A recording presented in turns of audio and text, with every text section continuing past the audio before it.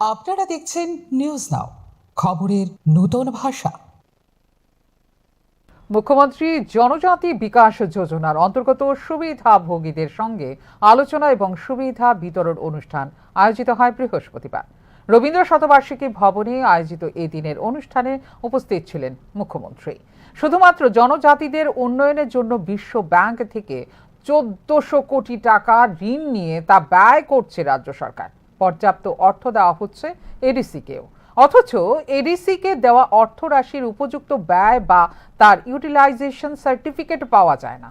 জনজাতিদের জন্য বরাদ্দ অর্থ সঠিকভাবে ব্যয় করতে হবে বলে এদিন জানিয়েছেন মুখ্যমন্ত্রী ডাক্তার মানিক সাহা। গায়ের জোরে মথা আবার এডিসি দখল করতে চাইছে বলেও এদিন জানিয়েছেন মুখ্যমন্ত্রী।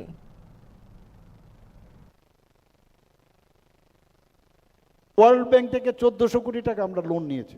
আজকে এডিবি যে এশিয়ান ডেভেলপমেন্ট ব্যাংক, তাদের সাথে একটু মিটিং করে এসেছি আপনাদের এখানে আসার সময়।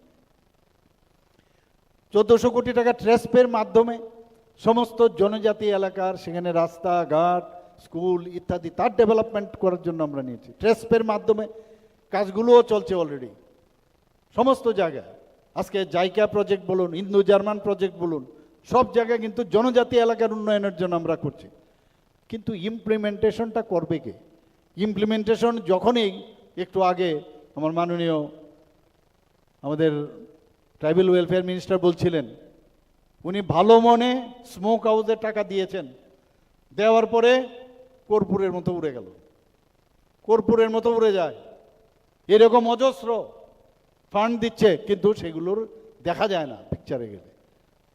ইউসির কথা বলেছেন, প্রপারলি ইউসি দিতে হবে। আরও অনেক ঘটনা আছে যেগুলো না বললেই না। তো একমাত্র আমাদের যেটা দেখলাম যে এইভাবে মানুষকে বোকা বানিয়ে তাদের কাছে কিছু নেই সেইগুলো নিয়ে এক একবার আসে। আজকে ১২৩টা বিসি আপনারা দেখুন আইন মানতে রাজি না।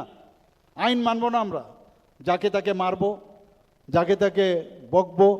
আর কিছু লোককে ওরা তৈরি করে রেখেছে, ওই কোথায় কোথায় পাঠায়, ওই থাইল্যান্ড, তারপর আপনার ইউকে, বিভিন্ন জায়গায় পাঠায়, সিঙ্গাপুর, পাঠিয়ে পাঠিয়ে কিছু লোককে বলেছে বসে বসে খালি বিকাশবাবুর সম্পর্কে উল্টাপাল্টা লিখতে থাকো, এমুক থাকো তেমুক থাকো। এইগুলোই এদের কাজ। সোশ্যাল মিডিয়ার মধ্যেই ওরা আছে, এখন মানুষের কাছে এখন নেই।